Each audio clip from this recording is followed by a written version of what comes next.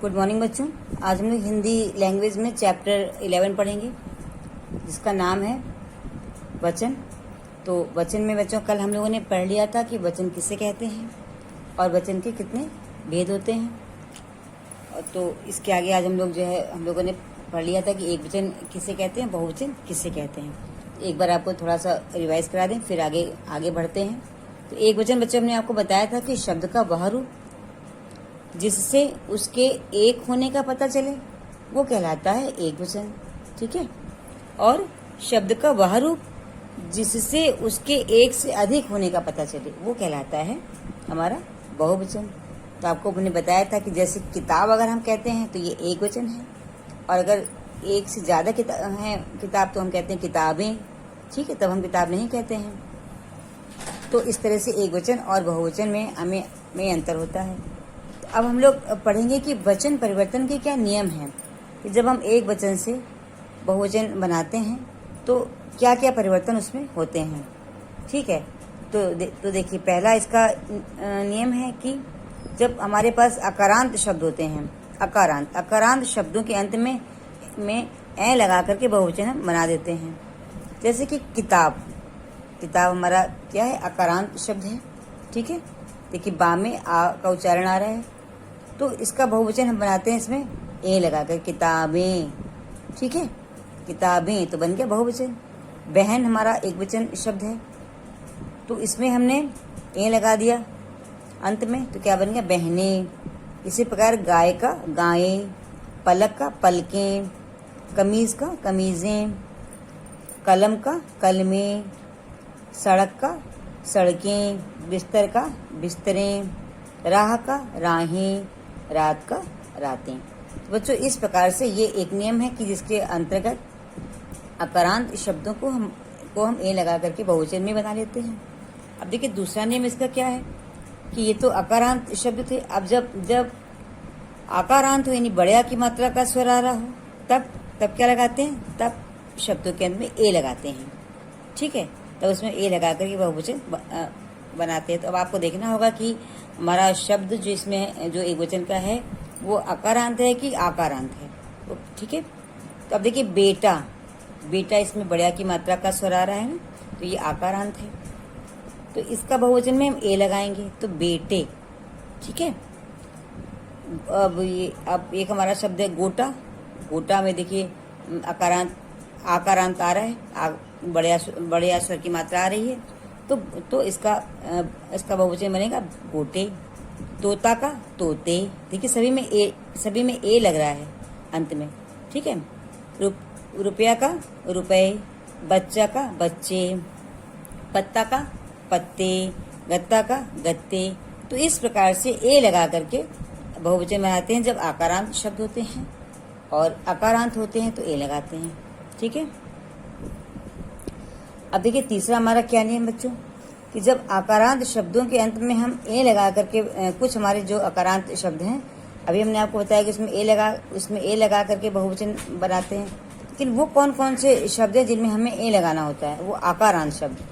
देखिए सभा भी आकारांत शब्द है, लेकिन इसमें हमने ए लगाया है, तो वो शब्द आपको ध्यान से सुनना है कौन से वो शब्द है। देखिए सभा में ए लगाएंगे तो बन जाएगा सभाएं, इसमें ए नहीं लगाएंगे तो कि उसको हम कह दें सभाएं, तो वो गलत हो जाएगा, ठीक है।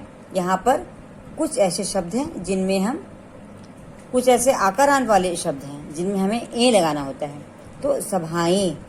प्रथा का प्रथाएं, लेखिका का लेखिकाएं, तुलिका का तुलिकाएं, गाथा का गाथाएं, अध्यापिका का अध्यापिकाएं, कन्या का कन्याएं। देखिए सभी इन शब्दों में ए लगा करके बहुवचन बनाया गया है, तो इन शब्दों को आपको बहुत ध्यान से बच्चों देखना है। बालिका का बालिकाएं, शलाका का शलाकाएं, लता का लताएं, दिशा का दिशाएं। तो इस प्रकार ये हमारे आकारांत वाले ये जो शब्द हैं कुछ, तो देखिए इनमें ए नहीं लगाया गया है, इनमें ए लगा करके बहुवचन को बनाया गया है। तो ये शब्द आपको देखने हैं कि किसमें आपको ए लगाना है, किसमें आपको ए लगाना है। वो जब आप शब्दों को देखेंगे लिखेंगे तो वो आपको पता लग जाएगा अभ्यास के द्वारा। माता का माताएं, ठीक है, पाठशाला का पाठशालाएं, कला का कलाएं, माला का मालाएं। इस प्रकार से कुछ जो हमारे ये आकारांत शब्द हैं, आकारांत शब्द जिनमें ए लगा करके हम बहुवचन बनाते हैं। अब देखिए चौथा नियम, ई और इकारांत शब्दों के अंत में क्या लगाते हैं। अगर हमारा कोई ऐसा शब्द है एक वचन का कि जिसमें ई और इकारांत हो, यानी छोटी ई और बड़ी ई आ रहा हो शब्द के अंत में, तो उसके अंत में क्या लगाते हैं, इयां लगा करके बहुवचन बनाते हैं। ठीक है। अब देखिए वो कौन कौन से शब्द हैं, ध्यान से इसको देखिएगा। जैसे कि एक की तिथि, ये एक वचन का शब्द है। ठीक है। अब इसका बहुवचन आपसे कहा जाए तो आप इसको कैसे बनाएंगे। देखिए ये इकारांत का शब्द है जिसमें इयां लगेगा प्रत्यय। क्या लगेगा, इयां। तो तिथि का बन जाएगा तिथियां। ठीक है। अब देखिए एक शब्द हमारा है पूरी, तो पूरी में देखिए बड़ी ई की मात्रा है, ये इकारांत शब्द है, इसमें भी इयां लगेगा तो बनेगा पूरियां। ठीक है। क्या बनेगा, पूरियां। तो इस प्रकार से हमारे ये शब्द होते हैं इकारांत वाले, मतलब ई और बड़ी ई वाले कि जिसमें हम इयां लगाते हैं। तो देखिए और कौन कौन से बच्चों, जैसे कि मकड़ी का मकड़ियां, टोपी का टोपियां, विधि का विधियां, पाली का पालियां, स्त्री का स्त्रियां, नीति का नीतियां और रानी का रानियां। देखिए सभी शब्द हैं इकारांत और इकारांत वाले, जिनमें कि इयां प्रत्यय लगा करके बहुवचन का रूप बनाया गया है। तो इन शब्दों को बच्चों आपको बहुत ध्यान से पढ़ना है। ठीक है। चूड़ी का चूड़ियां, बोली का बोलियां, संधि का संधियां, नाली का नालियां और नदी का नदियां। ठीक है। अब देखिए एक और क्या नियम है जिसके कि जब हम एक वचन से बहुवचन में बदलते हैं तो कुछ हमारे शब्द ऐसे होते हैं जिनके अंत में या आता है। तो या अगर आ रहा है तो या से अंत होने वाले शब्दों में हम क्या लगाएंगे, उसमें हम ज़्यादा रूप परिवर्तन उसमें नहीं होता है, उसमें केवल अनुनासिक लगा देते हैं। ठीक है। और वो बहुवचन बन जाता है। अनुनासिक आपको बताया है हमने कि उसमें चंद्रबिंदी लगाते हैं। ठीक है। अब जैसे देखिए एक शब्द हमारा चिड़िया है, एक वचन का शब्द है। जब इसका बहुवचन हम जब बनाते हैं तो इसमें कोई खास परिवर्तन नहीं होता है, केवल इसमें अनुनासिक ऊपर लगा देते हैं तो हो जाएगा चिड़िया। ठीक है। गुड़िया, ये एक वचन शब्द है, गुड़िया। पुड़िया का पूड़िया, खड़िया का खड़िया। केवल अंत में आपको अनुनासिक लगा देना है, बस आपका वो बहुवचन शब्द बन जाता है। ठीक है। आपको चंद्रबिंदी लगानी है। बंदरिया का बंदरिया, शब्द में परिवर्तन नहीं होता है, शब्द की मात्राओं में परिवर्तन नहीं होता है। इन शब्दों में केवल चंद्रबिंदी लगाकर ही बहुवचन बना दिया जाता है। तो कुछ हमारे शब्द ऐसे भी होते हैं, जैसे देखिए खटिया, खटिया का खटियाँ। ठीक है। कुटिया का कुटियाँ, हंसिया का हंसियाँ, धनिया का धनिया।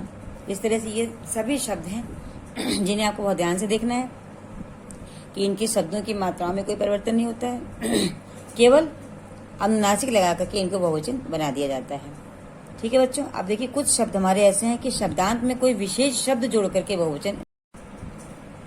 अब देखिए कुछ शब्द हमारे ऐसे होते हैं कि उनमें शब्द में कोई परिवर्तन नहीं होता है, शब्द वही का वही रहता है एक वचन का, केवल कुछ विशेष शब्द को जोड़ करके उसको हम बहुवचन में बना देते हैं। जैसे कि पाठक, पाठक का मतलब होता है पढ़ने वाला। ठीक है। ये एक वचन शब्द है। अगर आपको इसको बहुवचन में बदलने के लिए बोला जाए तो आप कहेंगे पाठक वर्ग या पाठक गण। ये वर्ग या गण जोड़ करके ये आपका बहुवचन शब्द बने। अब देखिए छात्र का छात्रगण, कर्मचारी का कर्मचारी वर्ग।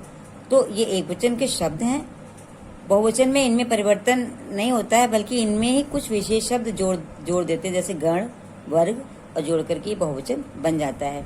अब देखिए एक शब्द है हमारा विद्यार्थी, तो विद्यार्थी ये एक वचन है, तो अगर हम इसको बहुवचन में हमें लिखना हो तो कैसे लिखेंगे, विद्यार्थी गण कर देंगे। कवि एक वचन शब्द है, और बहुत सारे जब कवियों की बात होगी बहुवचन में करेंगे तो कैसे करेंगे, कवि गण कर बन जाएगा। नेता का नेतागण। ठीक है। अब देखिए बच्चों कुछ हमारे शब्द होते हैं उकारांत और उकारांत, कि उसके अंत में हम ए लगा करके बहुवचन बनाते हैं। वो कौन कौन से शब्द हैं आपको बहुत ध्यान से इसको देखना है। जैसे बधू, बधू हमारा एक वचन शब्द है, और बधू उसको अगर हमें बहुवचन में जो बदलना हो तो हम कहेंगे बधुएं, उसमें केवल ए लगा देंगे और वो बहुवचन बन जाएगा। ऋतु में एक वचन शब्द है ऋतु, और आपको बहुवचन अगर बनाना है तो आप उसमें ए लगा देंगे तो बन जाएगा बधुएं।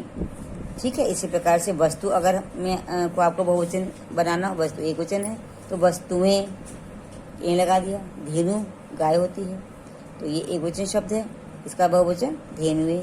तो इस प्रकार से उकारांत और उकारांत में ए लगा करके बहुवचन जो बना लिया जाता है। ठीक है, कुछ शब्द हमारे ऐसे भी होते हैं जो कि सदा एक वचन में ही प्रयोग होते हैं और इनका बहुवचन रूप नहीं होता है। वो सदा एक वचन में ही होते हैं, उनको बहुवचन में हम नहीं बोलते हैं, जबकि वो होते बहुवचन में ही हैं, क्योंकि उनकी काउंटिंग नहीं कर पाते, उनकी गिनती नहीं कर पाते हैं। जैसे हवा, ठीक है, तो ये हवा सदा ये एक वचन में ही प्रयोग होगा, क्योंकि इसकी गिनती नहीं हम कर सकते हैं, इसको नंबर नहीं दे सकते।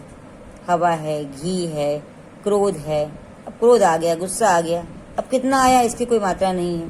ठीक है, तो ये सब हमारे एक वचन के शब्द हैं। सत्य शब्द है, तो ये सब हमारे कुछ ऐसे शब्द हैं जो कि सदा एक वचन में प्रयोग होते हैं। प्रजा, पानी, आटा, चांदी।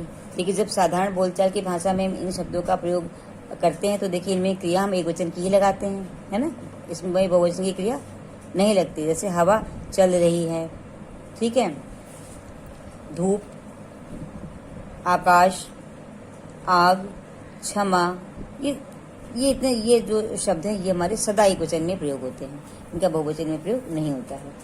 अब कुछ शब्द हमारे ऐसे भी हैं कि जो सदा बहुवचन में ही प्रयोग होते हैं, एक वचन में इनका प्रयोग नहीं होता है। जैसे दर्शन, आंसू, दाम, प्राण, कोश, बाल, हस्ताक्षर। ये शब्द हमारे हैं कि जब इनका हम वाक्य में करते हैं प्रयोग, तो वाक्य में जो प्रयोग हम इनका जब करते हैं तो बहुवचन के रूप में इनका प्रयोग होता है। ठीक है, कुछ शब्द हमारे ऐसे हैं कि केवल उत्तर पद का वचन बदला जाता है और वो बहुवचन में हो जाते हैं। जैसे अमीर गरीब, अमीर और गरीब, तो अमीर गरीबों, भाई बहन, भाई बहनों या भाइयों और बहनों लोग बोल देते हैं। ठीक है, तो केवल इनमें उत्तर पद का वचन बदल देते, तब भी ये बहुवचन के रूप में आ जाता है।